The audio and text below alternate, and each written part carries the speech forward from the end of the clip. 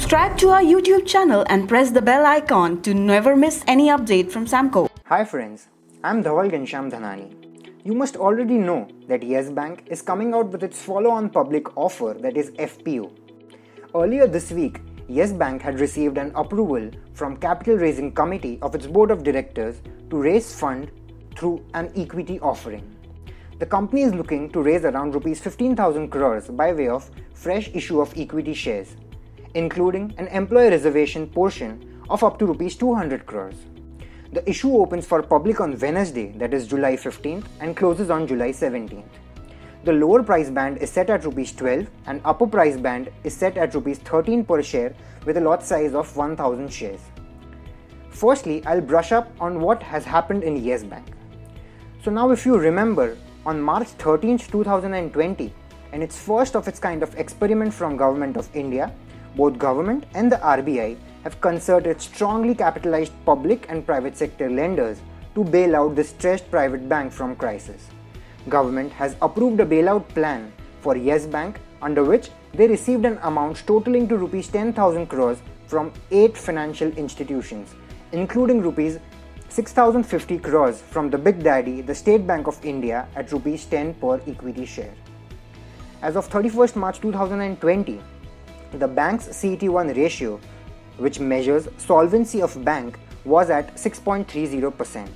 The RBI had prescribed a minimum CET ratio for Yes Bank at Rs 7.375% to be reached by 31st of March 2020, but this wasn't met. That's why now they intend to raise the minimum CET ratio to 8% by September 30, 2020. So in order to comply with these requirements of RBI and with respect to CET1 ratio, also to support bank's growth plans, Yes Bank intend to raise this equity capital. It is with this objective that Yes Bank is coming out with an FPO to raise funds. In its RHP2, it has mentioned that the proceeds from this FPO would be utilized towards ensuring adequate capital to support the growth and expansion of bank, including enhancing solvency and capital adequacy ratio. Moving on to their financial performance, the bank reported a net loss of Rs 16,418 crores in financial year 20.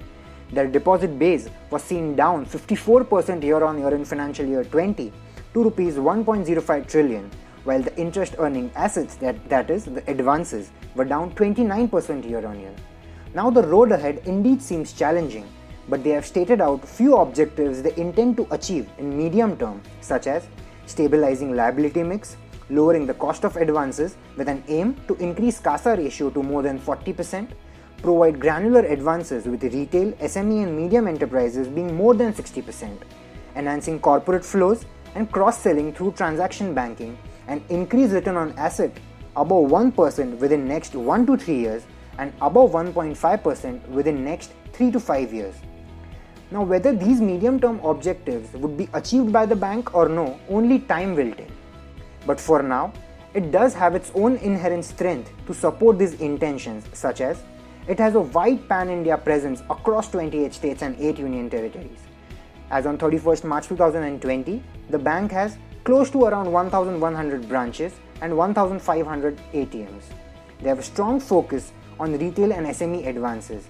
They have a strong technology backbone, and the bank has public-private ownership model with a simplified organizational structure. So in order to conclude, given the backing of State Bank of India and its commitment to participate in Yes Bank's FPO of up to Rs 1,760 crores, it appears to be worth taking a risk to subscribe this FPO. However, this is a very high risk, high reward investment, and only investors with high risk appetite and comfortable liquidity position with the time horizon of at least 2 to 3 years can look to subscribe this high risk, high reward FPO. Thank you.